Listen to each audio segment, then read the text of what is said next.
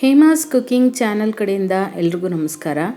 ಚಪಾತಿ ಜೊತೆಗೆ ಒಂದೊಳ್ಳೆ ಗ್ರೇವಿನೋ ಪಲ್ಯ ಈ ರೀತಿ ಇದ್ದಾಗ ಮಾತ್ರ ಚಪಾತಿ ತಿನ್ನಬೇಕು ಅಂತ ಅನಿಸುತ್ತೆ ಅಲ್ವಾ?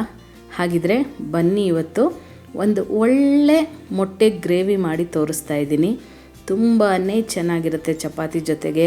ಚಪಾತಿ ಒಂದೇ ಅಂತಲ್ಲ, ರೋಟಿ ಜೊತೆಗೆ, ಅನ್ನದ ಜೊತೆಗೆ, ಎಲ್ಲದರ ಜೊತೆಗೂ ಕೂಡ ಸೂಪರ್ ಆದಂಥ ಕಾಂಬಿನೇಷನ್ ಅಂತಲೇ ಹೇಳ್ಬೋದು. ಬನ್ನಿ ಈಗ ಮಾಡೋದು ಹೇಗೆ ಅಂತ ನೋಡೋಣ.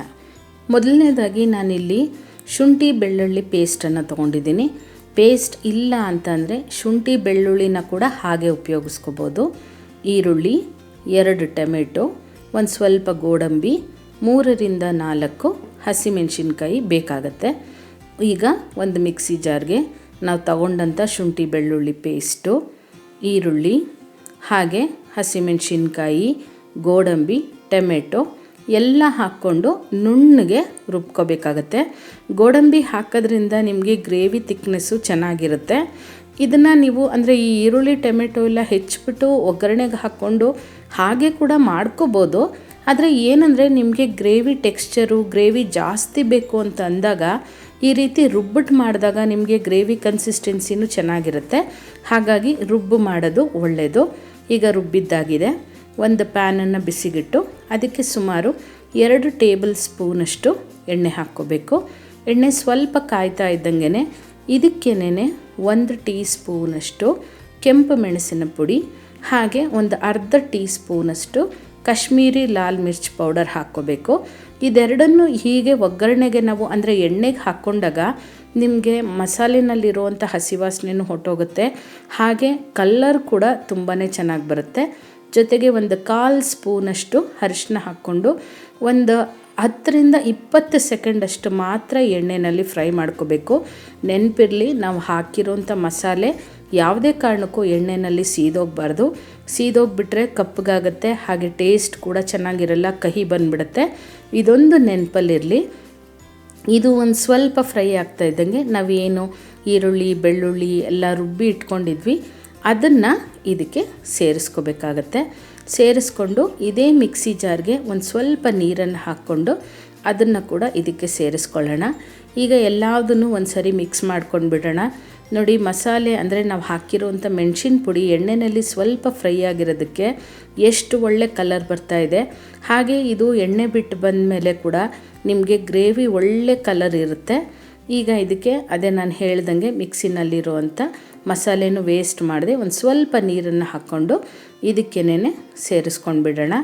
ಈಗ ಈ ಎಲ್ಲದನ್ನು ಚೆನ್ನಾಗಿ ಮಿಕ್ಸ್ ಮಾಡ್ಕೋಬೇಕು. ಮಿಕ್ಸ್ ಮಾಡಿಕೊಂಡು ಇದಕ್ಕೆ ಧನಿಯಾ ಪುಡಿನ ಸೇರಿಸ್ಕೋಬೇಕಾಗತ್ತೆ. ಸುಮಾರು 3/4 ಸ್ಪೂನಷ್ಟು ಧನಿಯಾ ಪೌಡರು, ಹಾಗೆಯೇ ರುಚಿಗೆ ತಕ್ಕಷ್ಟು ಉಪ್ಪನ್ನು ಹಾಕ್ಕೊಂಡು ಈ ಮಸಾಲೆನ ಚೆನ್ನಾಗಿ ಕುದಿಸ್ಕೋಬೇಕು.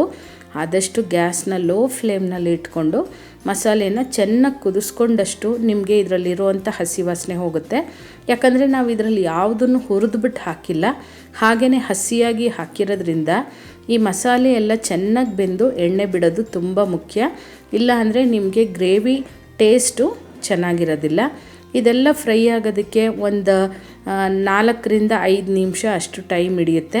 ಆಗಾಗ ಕೈ ಆಡಿಸ್ಕೋಬೇಕು, ಯಾಕಂದರೆ ಮಸಾಲೆನಲ್ಲಿ ನಾವು ಹೆಚ್ಚಿಗೆ ನೀರು ಹಾಕ್ತಾ ಇರೋದ್ರಿಂದ ಇದು ತಳ ಹತ್ತೋ ಚಾನ್ಸಸ್ ಇರುತ್ತೆ.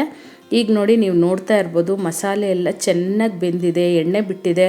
ಹಾಗೆ ಮಸಾಲೆ ಕೂಡ ಎಷ್ಟು ಗಟ್ಟಿಯಾಗಿದೆ ನೋಡಿ. ಈ ರೀತಿ ನಿಮಗೆ ಮಸಾಲೆ ಚೆನ್ನಾಗಿ ಬೇಯಬೇಕು.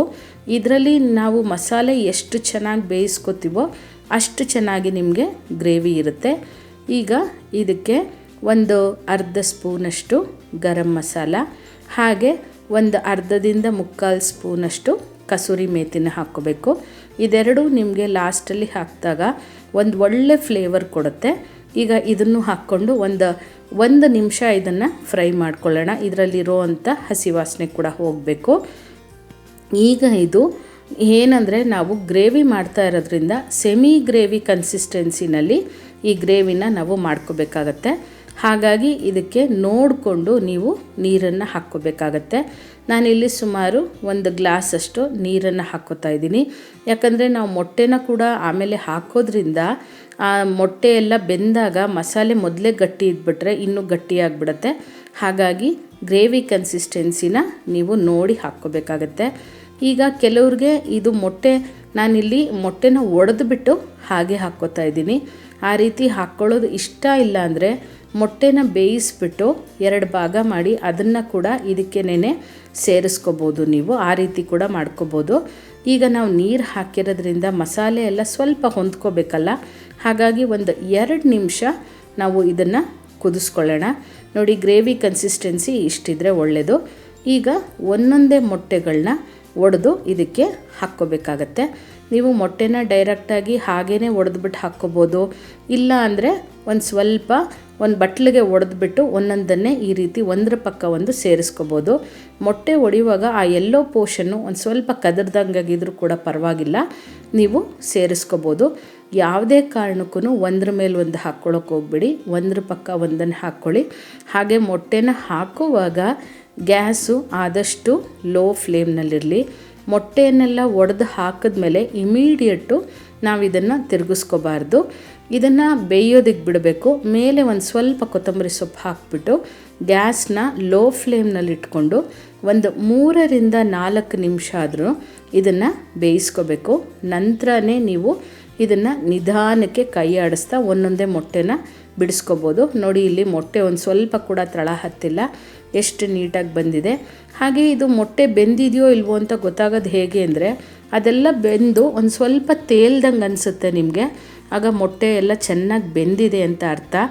ಈಗ ವೆಜಿಟೇರಿಯನ್ಸ್ ಆದರೆ ನೀವು ಮೊಟ್ಟೆ ತಿನ್ನಲ್ಲ ಅಂತ ಅಂದರೆ ಇದೇ ರೀತಿ ಗ್ರೇವಿ ಮಾಡಿಕೊಂಡು ನೀವು ಮೊಟ್ಟೆ ಬದಲಾಗಿ ಪನ್ನೀರನ್ನ ಹಾಕ್ಕೋಬೋದು, ಸೋಯಾ ಚಂಕ್ಸ್ನ ಹಾಕ್ಕೋಬೋದು, ಅಥವಾ ಕಡಲೆಕಾಳು ಅಂದರೆ ಕಾಬೂಲ್ ಕಡಲೆಕಾಳನ್ನ ಬೇಯಿಸ್ಬಿಟ್ಟು ಅದನ್ನು ಕೂಡ ಇದ್ರ ಜೊತೆಗೆ ಸೇರಿಸ್ಕೋಬೋದು.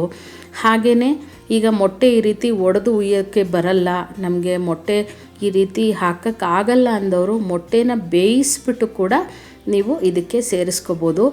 ಯಾವ ರೀತಿ ಬೇಕಾದರೂ ನೀವು ಈ ಗ್ರೇವಿಗೆ ಮಾಡ್ಕೋಬೋದು. ಒಂದು ಗ್ರೇವಿನಲ್ಲಿ ನೋಡಿ, ನಾನು ಎಷ್ಟೊಂದು ಆಪ್ಷನ್ಸ್ ಹೇಳಿದ್ದೀನಿ. ನಿಮ್ಮ ಅನುಕೂಲಕ್ಕೆ ಹೇಗೋ ಹಾಗೆ ನೀವು ಮಾಡ್ಕೊಳ್ಳಿ. ಈಗ ನೋಡಿ, ಎಲ್ಲ ಚೆನ್ನಾಗಿ ಬೆಂದಿದೆ. ಇನ್ನೇನು ತಟ್ಟೆಗೆ ಚಪಾತಿ ಹಾಕ್ಕೊಳ್ಳೋದೆ, ಮೊಟ್ಟೆ ಗ್ರೇವಿ ಹಾಕ್ಕೊಂಡು ಬ್ಯಾಟಿಂಗ್ ಮಾಡ್ತಾ ಇರೋದೇ. ಇವತ್ತು ನಾನು ತೋರಿಸಿರೋವಂಥ ಈ ರೆಸಿಪಿ ನಿಮಗೂ ಕೂಡ ಇಷ್ಟ ಆದರೆ ನೀವು ಮನೆಯಲ್ಲಿ ಒಂದು ಸರಿ ಟ್ರೈ ಮಾಡಿ. ಹೇಗೆ ಬಂತು ಅಂತ ನನಗೆ ಖಂಡಿತ ಕಮೆಂಟ್ ಮೂಲಕ ತಿಳಿಸ್ತೀರಲ್ವಾ. ಮತ್ತಷ್ಟು ಈಸಿಯಾದಂಥ ರೆಸಿಪೀಸ್ಗಾಗಿ ಹಾಗೆ ಟಿಪ್ಸ್ಗಾಗಿ ಹೇಮಾಸ್ ಕುಕಿಂಗ್ ಚಾನಲ್ನ ಮರೆದೇ ಸಬ್ಸ್ಕ್ರೈಬ್ ಮಾಡ್ಕೊಳ್ಳಿ. Thank you.